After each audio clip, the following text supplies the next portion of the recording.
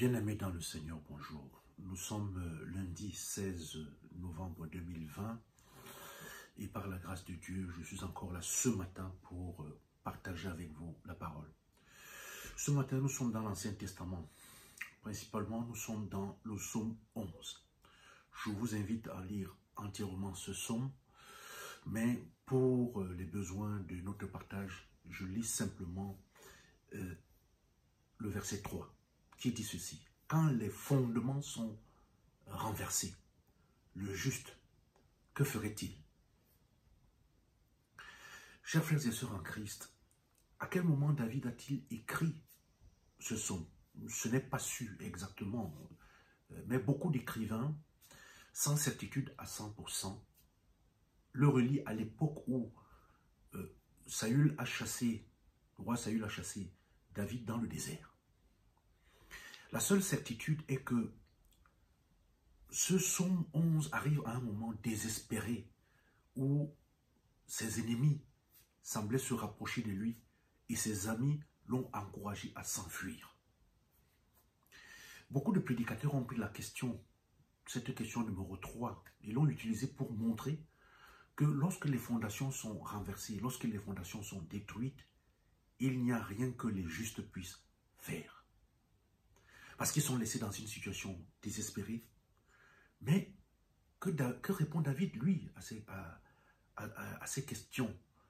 Que peuvent faire les justes lorsque les fondations s'écroulent sous leurs pieds? Est-ce qu'ils démissionnent? Désespèrent-ils? Est-ce qu'ils s'enfuient? Est-ce qu'ils deviennent amers? Ou bien est-ce qu'ils ont recours à la violence? Pour David, ils doivent d'abord avoir une bonne vue de la présence de Dieu. Parce que pour David, quand les fondations sont piratées, il faut revenir au premier principe, la parole de Dieu. C'est ce qu'il fait dans les versets, en lisant, vous allez voir, les versets 4 à 7. Il dit: le Seigneur est dans son saint temple, le trône du Seigneur est dans les cieux. À ce stade, nous voyons tout de suite la différence fondamentale qu'il y a entre l'attitude, le comportement du croyant et celui qui est incroyant. Parce que nous croyons qu'il y a un Dieu qui est assis sur le trône de l'univers. Un Dieu qui est absolument souverain. Un Dieu dont les voix sont au-dessus de nos voix. Un Dieu il voit tout. Il n'est jamais surpris. Il n'est jamais endormi. Le mal ne le surprend pas. Donc ces paroles de David, dans les versets 4 à 7 de ce psaume 11, nous rappellent qu'il y a une différence fondamentale, solennelle, éternelle entre les justes et les méchants. Cette différence est parfois facile à voir dans nos vies, parfois aussi pas facile. Mais l'intérêt de ces versets, c'est que Dieu voit tout. Il lit les cœurs, il connaît les pensées. Il entend les mots chuchotés dans les ténèbres, tout ce qui se dit, tout ce qui se trame. Il nous connaît mieux que nous nous connaissons nous-mêmes.